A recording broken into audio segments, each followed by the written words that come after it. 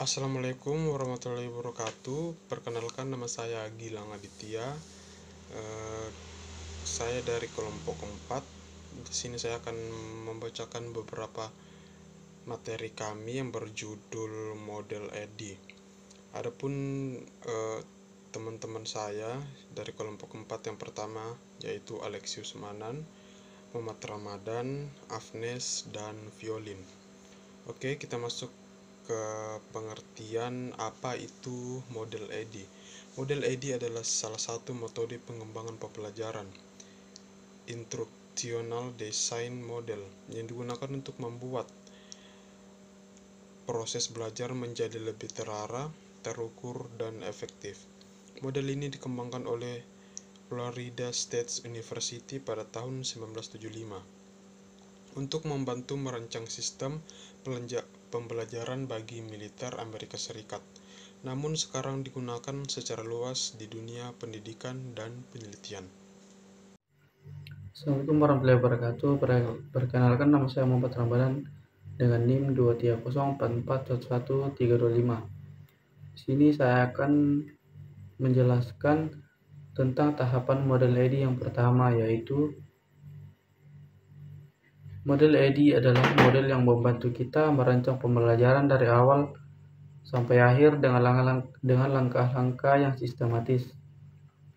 Tahap pertama dari model EDI yaitu analisis, yang bertujuan untuk mengetahui masalah dan kebutuhan belajar. Adapun langkah-langkah dalam tahap ini yaitu yang pertama, mengidentifikasi masalah atau kebutuhan pelatihan. Yang kedua, menentukan siapa peserta pembelajar.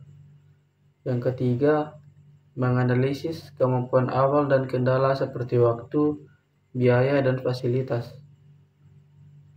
Keempat, menentukan tujuan pembelajaran secara umum. Adapun contohnya, misalnya, siswa sering kesulitan dalam memahami konfigurasi jaringan komputer. Dari analisis ini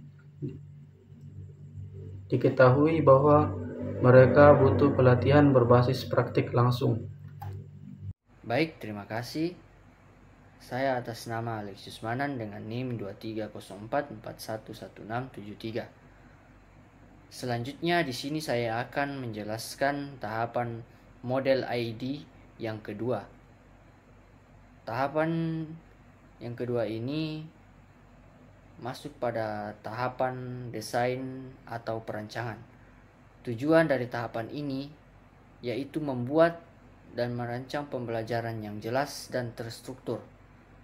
Terdapat beberapa langkah-langkah seperti yang pertama, menentukan tujuan pembelajaran yang spesifikasi dan terukur.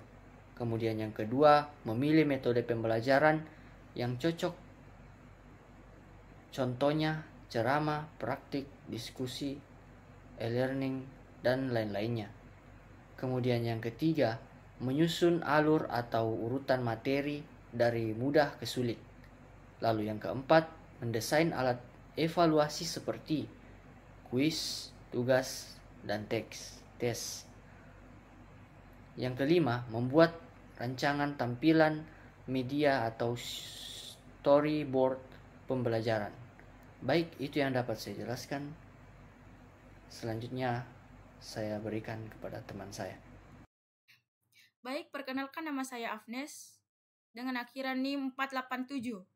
Nah, di sini saya akan menjelaskan tahapan ketiga dari model ID. Setelah tahapan desain selesai, selanjutnya adalah tahap development dan implementation. Pada tahap development, rancangan pembelajaran yang sudah dibuat diwujudkan menjadi bentuk nyata. Ada beberapa kegiatan pada tahap development, yaitu yang pertama, membuat bahan ajar, modul, slide, video, atau aplikasi pembelajaran. Yang kedua, membuat soal latihan dan lembar kerja. Yang ketiga, melakukan uji coba kecil untuk melihat hasil awal. Selanjutnya, pada tahap implementation, saat pembelajaran dilaksanakan secara nyata kepada peserta. Kegiatan pada tahap implementation yang pertama, menyiapkan ruang belajar. alat dan media pembelajaran. Yang kedua, menjalankan proses pembelajaran sesuai rencana. Yang ketiga, membantu peserta jika mengalami kesulitan. Contohnya, setelah modul dan video pembelajaran selesai dibuat, guru mulai mengajarkan materi tersebut di kelas atau laboratorium komputer.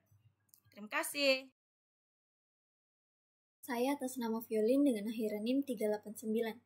Di sini saya akan menjelaskan tahapan terakhir dari model AD. Tahapan terakhir dari model AD yaitu evaluasi, yang bertujuan untuk menilai keberhasilan proses pembelajaran dan mengetahui bagian mana yang perlu diperbaiki. Evaluasi dilakukan dalam dua bentuk. Bentuk yang pertama yaitu evaluasi formatif, yang dilakukan selama proses berjalan untuk memperbaiki kekurangan. Bentuk yang kedua yaitu evaluasi sumatif, dilakukan setelah pembelajaran selesai untuk melihat hasil akhirnya. Adapun kegiatan pada tahap evaluasi, yang pertama, menilai hasil belajar peserta, bisa melalui tes atau observasi. Kemudian yang kedua, mengumpulkan umpan balik dari peserta dan pengajar. Kemudian yang ketiga, menentukan apakah tujuan pembelajaran sudah tercapai. Dan yang terakhir yaitu membuat laporan dan rekomendasi perbaikan untuk ke depan.